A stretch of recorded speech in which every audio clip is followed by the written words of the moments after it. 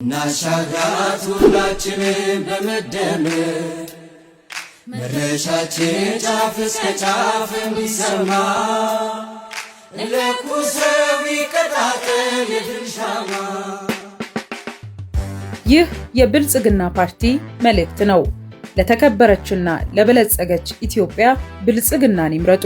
የጋራ ሀገራዊ ትርክትን ለመገንባት ከተከናወኑት ተግባራት መካከል ግንባር ቀደሙ የኢትዮጵያ ብሔራዊ ምክክር ኮሚሽን መቋቋም ነው።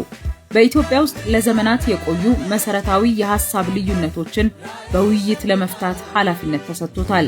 ኮሚሽኑ ባለፉት ዓመታት በሁሉም ክልሎችና የከተማ አስተዳደሮች በመዘዋወር የውይይት አጀንዳዎችን የመሰብሰብና ተሳታፊዎችን የመለየት ስራዎችን በስኬት አከናውኗል። ይህ ሂደት በኢትዮጵያ ታሪክ ለመጀመሪያ ጊዜ በሀገራዊ ጉዳዮች ላይ በሁሉም የህብረተሰብ ክፍሎች መካከል የጋራ መግባባት ለመፍጠር የተጀመረ ታሪካዊ ጉዞ ነው። የጋራ ትርክትን ለመገንባት ሌላው የተከናወነው ተግባር የሀገርን የጋራ ኩራት የሚያንጸባርቁ የታሪክ ቅርሶችንና መታሰቢያዎችን መገንባት ነው።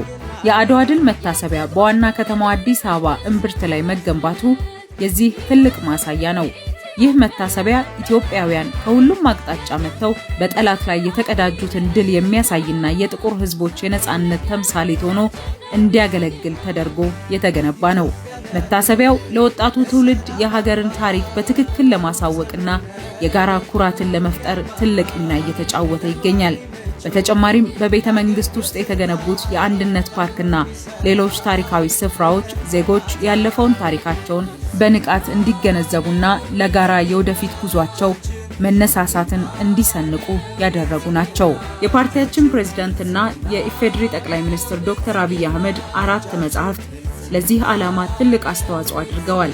እነዚህ መጻሕፍት ሀገራዊ አንድነትን፣ ተቋማዊ ሪፎርምንና የቴክኖሎጂ ሽግግርን በማቀናጀት ለኢትዮጵያ ብልጽግና እንዴት መስራት እንደሚቻል ዝርዝር ፍኖተ ካርታን ያቀርባሉ።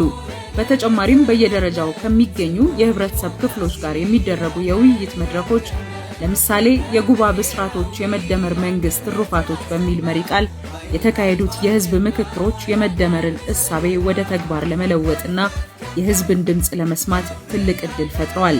እነዚህ መድረኮች መንግስት ካከናወናቸው ስራዎች በስተጀርባ ያሉትን ትርክቶች ለህዝቡ ለማብራራትና ከህዝቡ የሚነሱ ቅሬታዎችን ለመቀበል እንደ ድልድይ አገልግለዋል።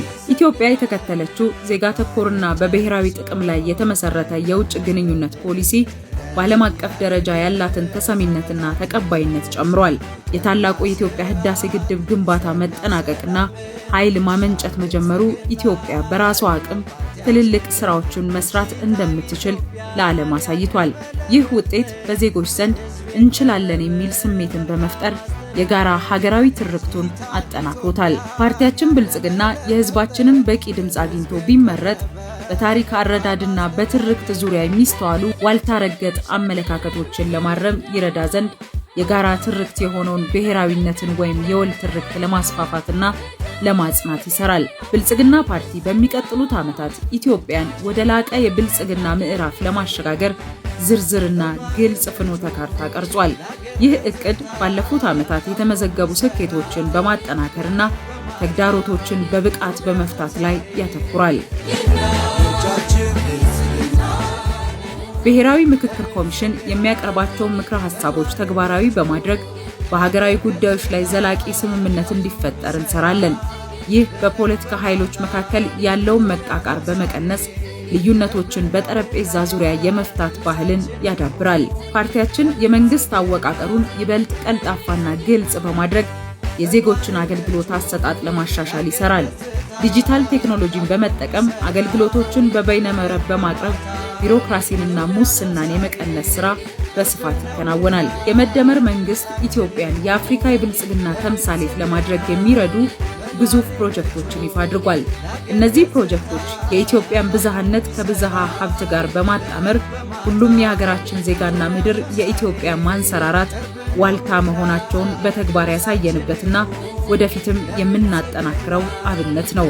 ኢትዮጵያ ወደ ተምሳሌት ሀገር እናሻግራት ሁላችንን በመደመር መድረሻችን ጫፍ እስከ ጫፍ እንዲሰማ ለኩሰው ይቀጣጠል የድል ሻማ።